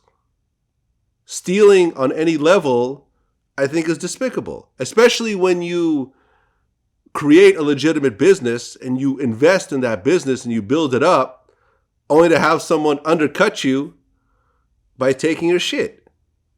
I'm sorry. I feel the same way about my content. Like, people get mad because, like, I'll file copyright strikes against people that are, like, putting my shit up. And it's like, yeah, if you want to take my video and break it up into 4 parts and put all the parts on your Twitter page, I'm going to get that shit taken down because it cost me thousands of dollars to create these videos. And I agree with you. Like, I think that, yeah, I agree with you. You know what I'm saying? That's like, I make stuff too. I create content. I do whatever. So it's like, if something that I invest heavily in and take the time and energy to do it, and somebody just come and knock it off, I'll feel a certain way. But I just would say that it's just not a Chinese thing. Like, you know what I'm saying? Like, everybody would do it. Like, you know what I'm saying? Like, that's everybody would do it. Now you see a whole bunch of, it's not just Chinese people selling and bootlegging shit anymore. You know what I'm saying? I see a whole bunch of different people doing that now. You know what I'm saying? Because people saw that there's money in it. So when there's money in it, there's opportunity, and it doesn't matter your race or your color, everybody's gonna take an opportunity to make money. You know what I'm saying? So, you know, I wouldn't say that as a race thing. You know what I'm saying? You know what I mean? I would just say that that's just some shit that's not right, but it happens, and everybody will do it.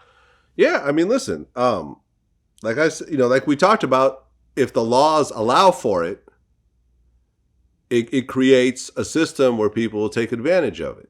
That this happens in every type of business and every type of society, everything else like that. But I can guarantee you, if people start getting 20 years for doing bootleg Jordans, it would probably stop pretty quickly. And out here in America, you know, if someone finds a warehouse of fake Jordans, you are going to prison. Over there, if they find a warehouse full of fake Jordans, they'll say, "Oh, that's an American company." Whatever. You know, and I think it's one of those things where I don't respect anyone stealing from anybody. You see what I'm saying? Yeah. I just don't. I don't think anyone should aspire to steal more, to steal better. You know what I mean? Because ultimately, it's almost always going to have a very bad ending. Just bad energy out in the world. I mean, you have your own clothing line. Yeah. What if a bunch of stores in China popped up selling your shit? Yeah, I mean, I'm not disagreeing with what you're saying. You know what I'm saying? I agree with what you said, like I stated earlier, but I just don't think that it's a Chinese thing. You know what I'm saying? I just feel like the laws and everything else allow it to happen there. And, you know, the factories and stuff allow it to happen there, but it would happen everywhere. You know what I mean? It would happen in Russia. It would happen everywhere. You know what I'm saying? If people had the opportunity to do it, people would do it. You know what I'm saying? And it would be a money thing versus a culture or a fucking race thing. You know what I'm saying? So that's what I was saying. That was my whole take on what you said. Like, oh, that's some Chinese shit. You know what I mean? In actuality, it's not some Chinese shit. Everybody would do it. Yeah, man, listen, they're bootlegging out here in New York right now. Go to Canal Street. You know what I mean? You got everybody doing it. I see all types of people all over selling bootleg shit. So it's not a Chinese thing. You know what I mean? It's an everybody thing. I mean, listen, when I was coming up in New York in the early 2000s as a mixtape DJ, the Africans were bootlegging my mixtapes. Now, granted, everyone did it, but the Africans seemed like they had more of a system. You know, I mean, they had the actual mom and pop stores, and they had kind of the network. It's not just, you know, it wasn't just the Africans, you know, but the Africans were probably the biggest group of people that were doing it.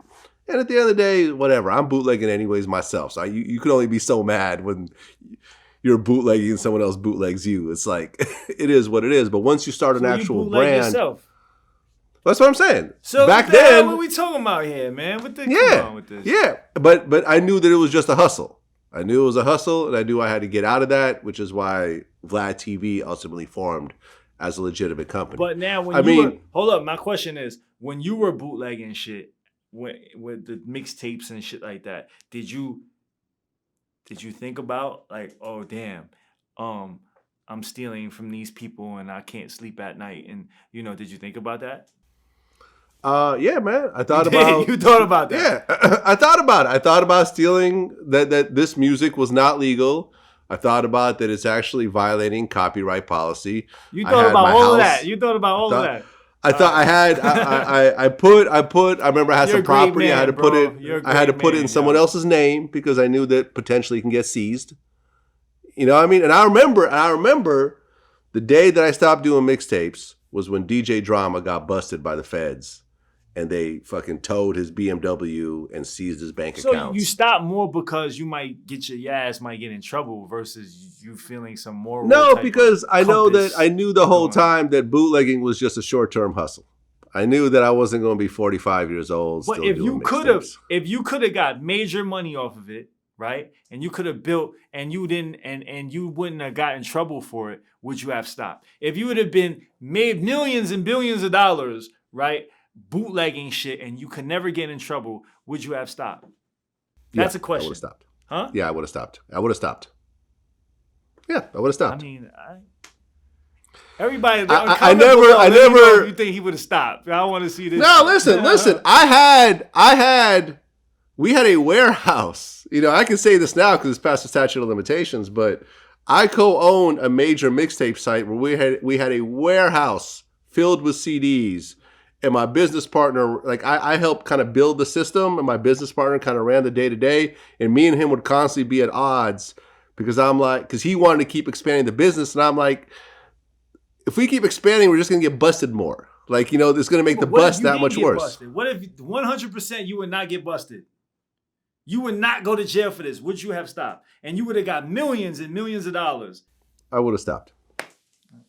I mean, I'm not gonna say him. I don't want my legacy to be someone who just stole. Kept on going. I did my legacy. I never aspired for my legacy to be someone who stole or someone who cheated. You know what I'm saying? I feel you. And I as a kid, I thought that all the richest people are the ones who just stole the most. But as I actually started getting older and started reading about people like Warren Buffett and started reading about the billionaires of the world, you realize that the majority of them made money legally. By creating great products, by doing good business, by having good relationships, by being honest. You know what I'm saying? If I kept cheating you would not keep fucking with me. You know what I mean? If I didn't keep my word with you. No, I agree. You would stop fucking with me after a while. You see what I'm saying? Nobody wants to deal with cheats and thieves and stuff like that. It fucks up your whole spirit. You know what I mean? This is not. But over there, it's not illegal. So, you know what I mean? You can't. If it wasn't illegal here, everybody would be doing it. You know what I'm saying? It is. No, listen. It is illegal over there. There's just no real penalties around it. You know what I mean? That's it. It's still illegal. There's just no penalties around it, so people just keep doing it. What makes it? I mean, if they could just put a store up there with that name, then it has to be legal. It can't be illegal. Or else it is. It is damn near impossible to try to sue someone over copyright infringement in communist China.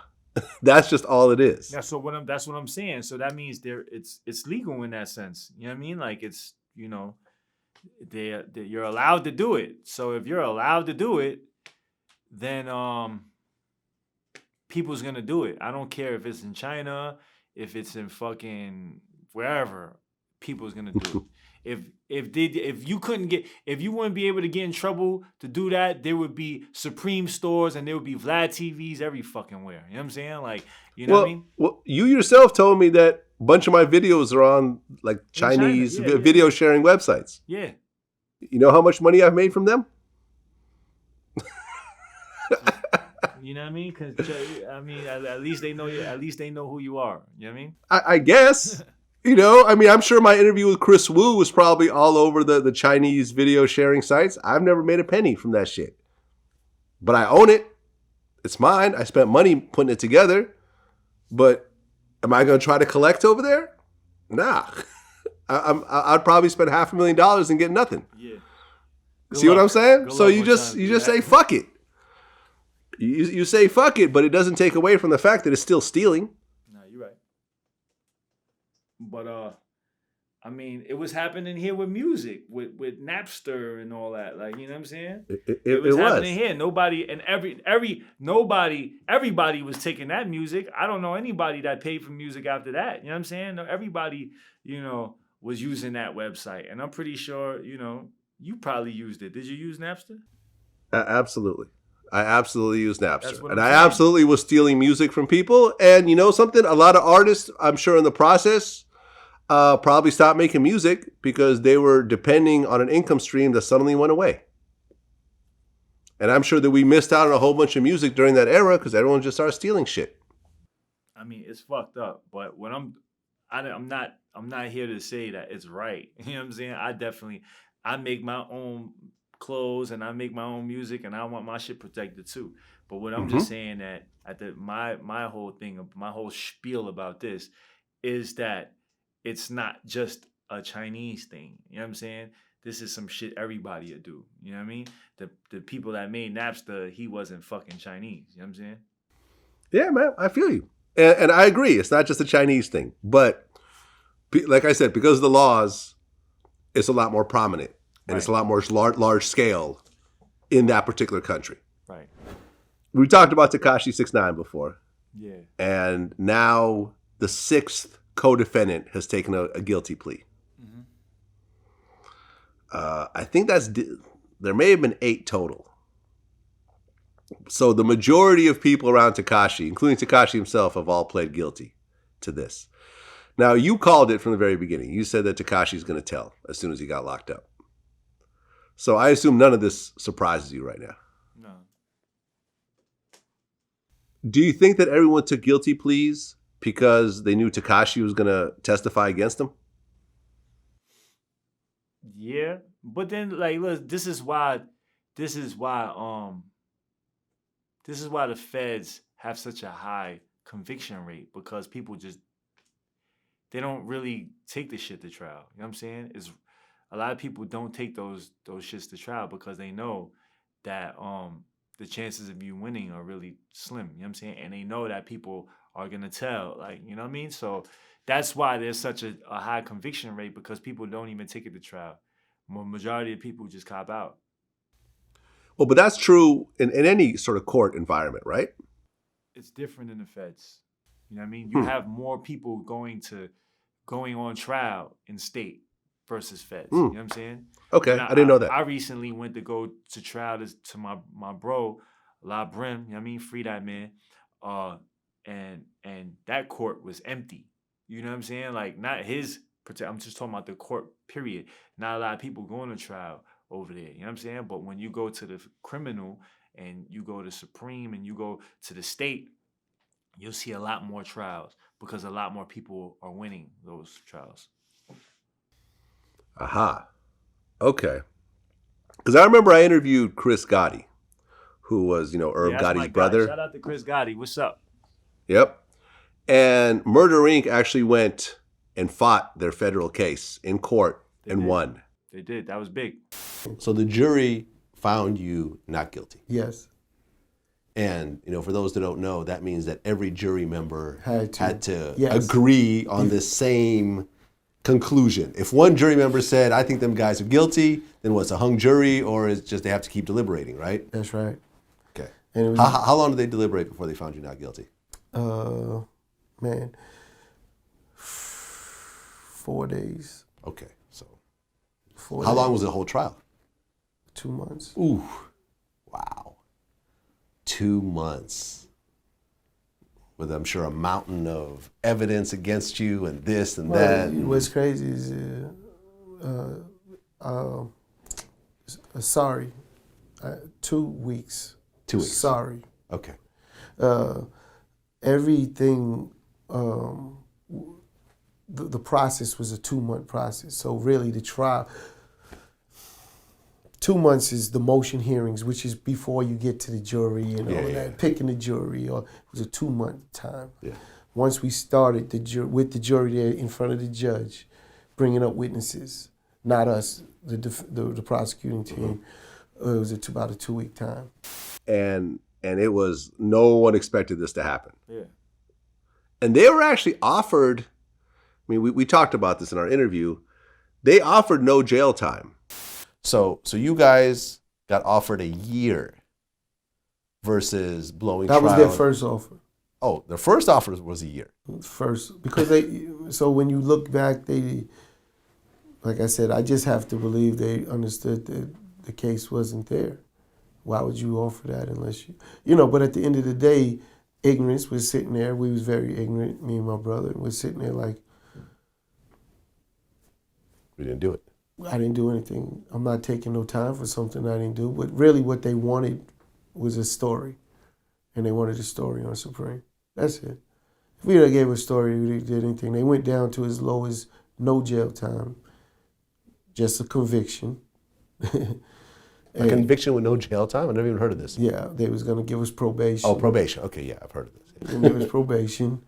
But we had to tell on Supreme about, and we like, what are we telling? And they swore that we have some stories to tell. And I'm like, there's no stories to tell. And when that last offer came in, I told Shagel, just tell him let's go to trial and let's see where it goes. Shagel, my lawyer, was like, Chris, you understand this?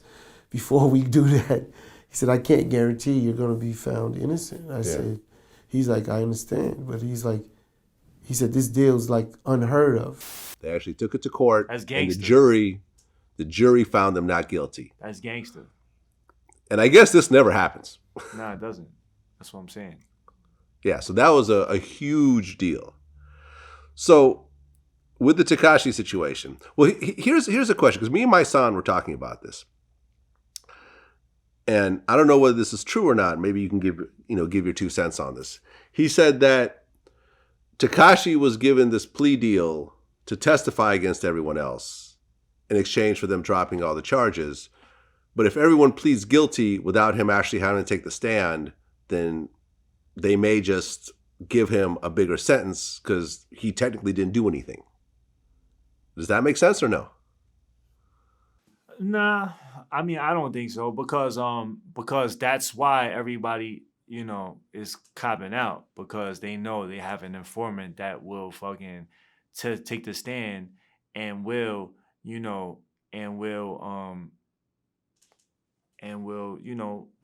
increase the chance of them losing the trial. So he did do what they wanted him to do. You know what I'm saying? He already gave them all the information. He doesn't have to go to trial to get what he was promised because they used that to scare everybody else to plead not guilty. Plead guilty, you mean? I mean, to plead guilty, my bad. To plead guilty. So he did his job. You know what I'm saying?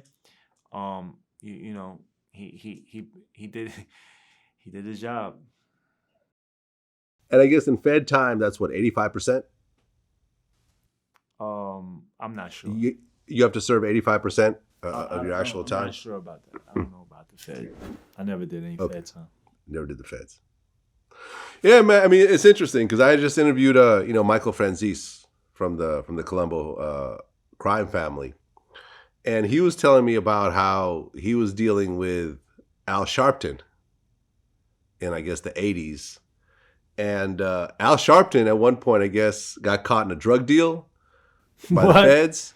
What? Yeah, and he actually wore a wire and got a bunch of mafia guys busted. Get out of here.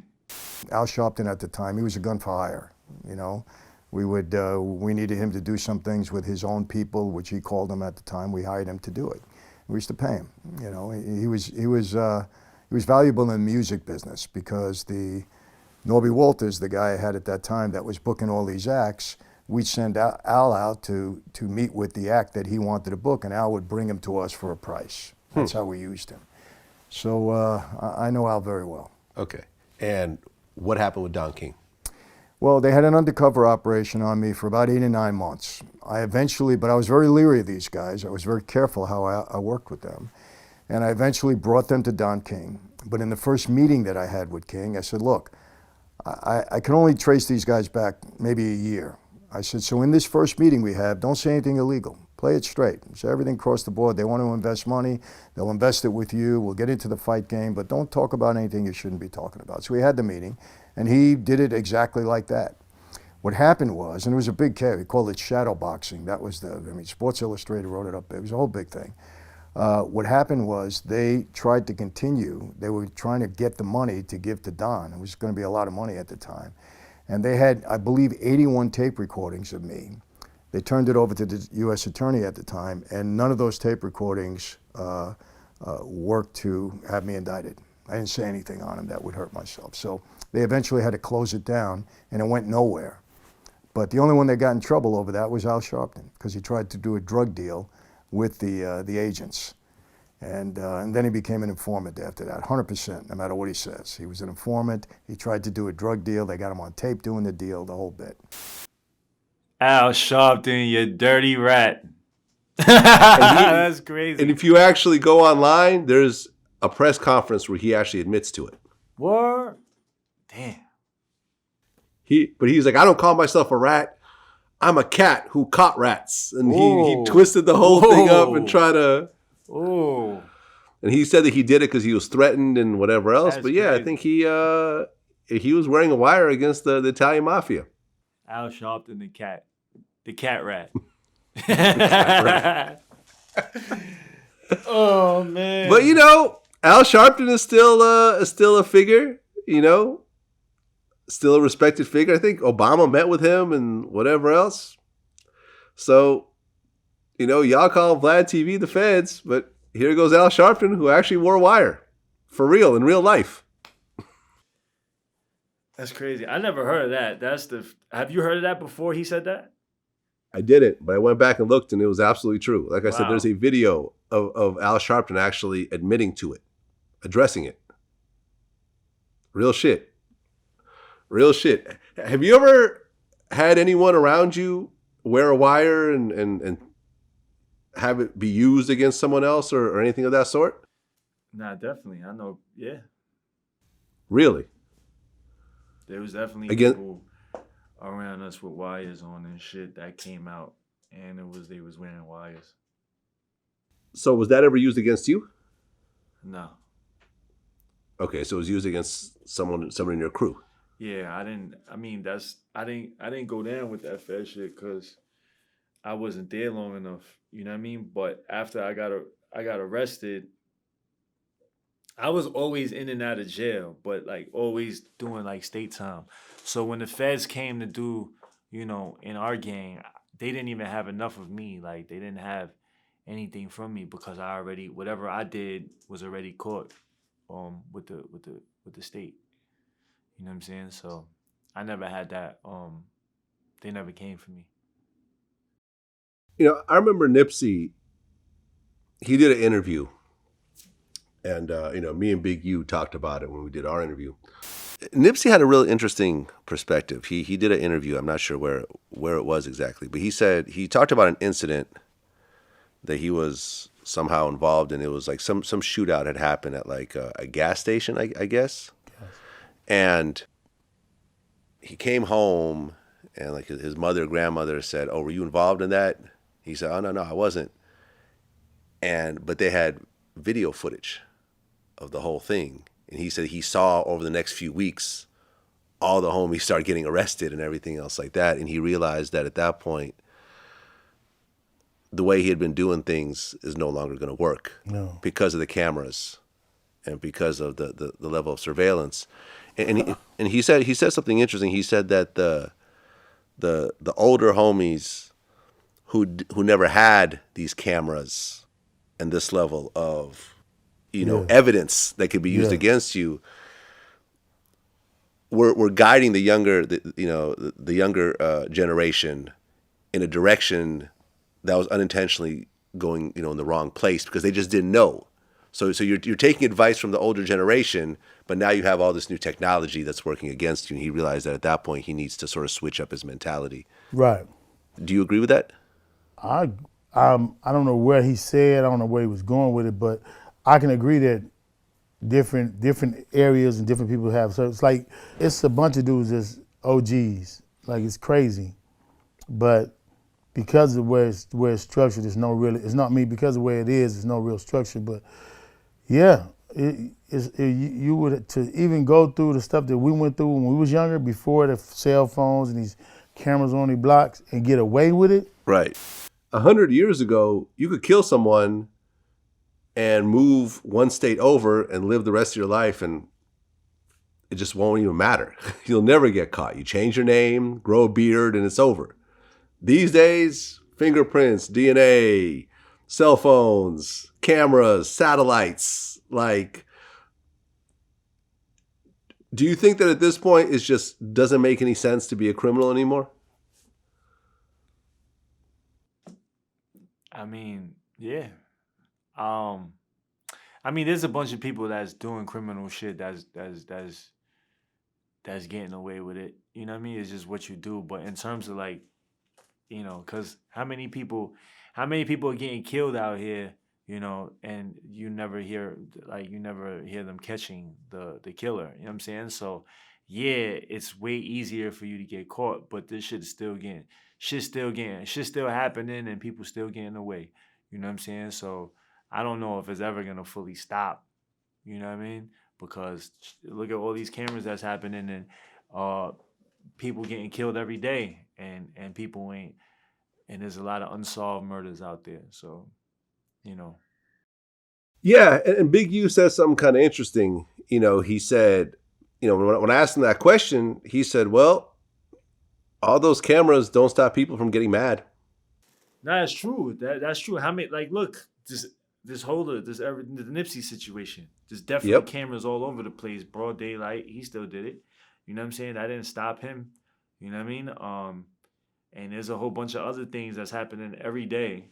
You know, that's not stopping nobody. So, I mean, it brings it down. It brings the numbers down drastically, but, you know, it still happens. Do you know what I mean? Just like you said, people don't get killed on Rodeo Drive. Shit don't like that don't happen.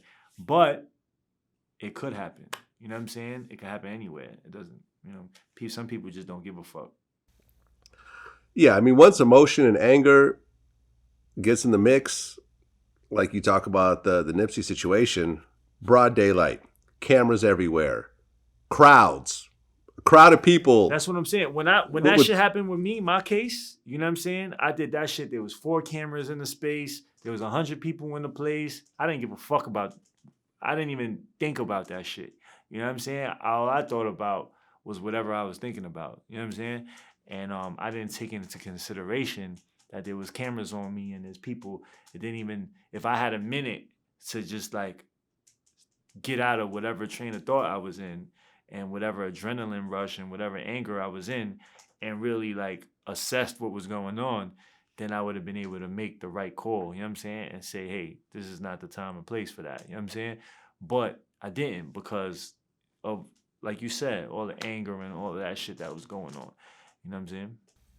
So basically when you got prosecuted for that shooting case, they brought up the video footage. Yeah, it was there. Yeah, video footage. It was there. So there was no saying it wasn't you. Well, nothing. The video footage just showed me going in that area. You know what I'm saying?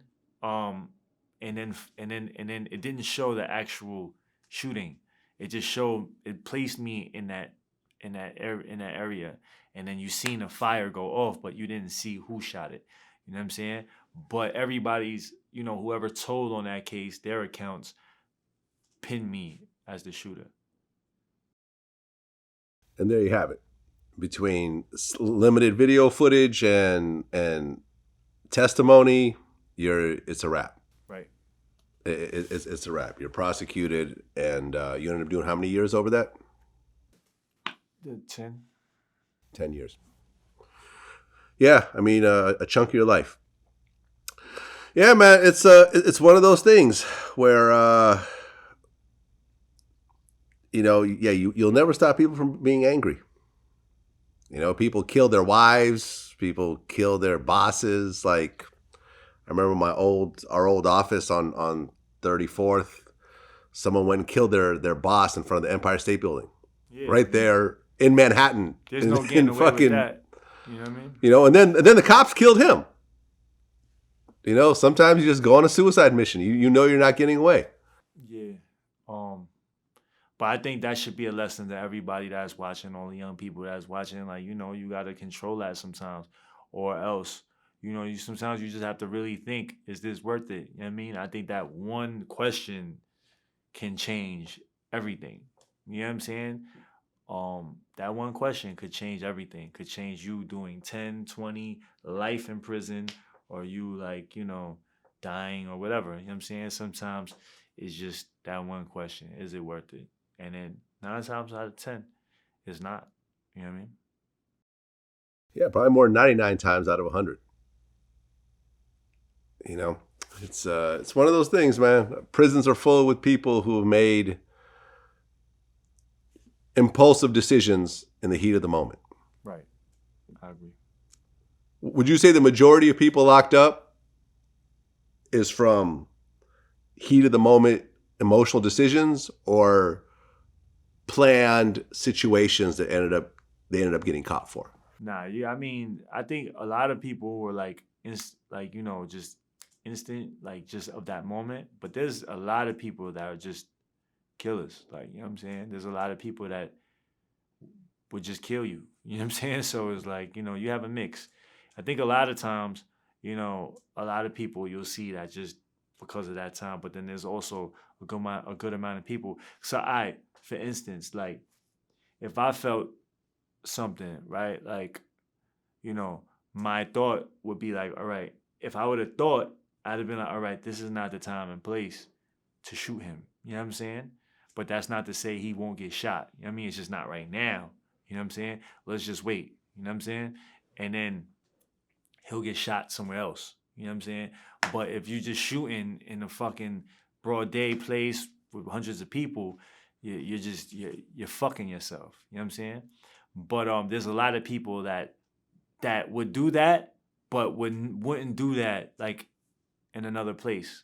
Like they just did it because of that one time, right? But then there's a whole bunch of people that would kill you, but would think it out, would think it out, and like, all right, I'm gonna do it here. You know what I'm saying? This is when I'm gonna do it. So in prison, I think it's a mix. It's definitely a lot of people that would do it, that would kill you, and plan it out. Well, here's my final question before I let you go. And I've asked this to a few of my guests, and I've gotten very, very different answers. You're, you know, after Nipsey died, you went and listened to his music, and you started to get what the message and the impact and everything else like that. Right. Let's just say you're in Flushing, Queens, and Eric Holder is still on the run, and you see him at the corner store. You know it's him, 100%. The tattoos match, everything else like that. He's still on the run. He's at that corner store. What would you do? I'm not answering that. You're not answering that. This doesn't make no sense. But I'm not answering that. You're not answering it. Well, can you answer this? Would you call the... What's the answer, huh? All right, whoa. We got it. What? Would you consider calling the police? I wouldn't. You would not? No. That's not an option for you. No. Let's just say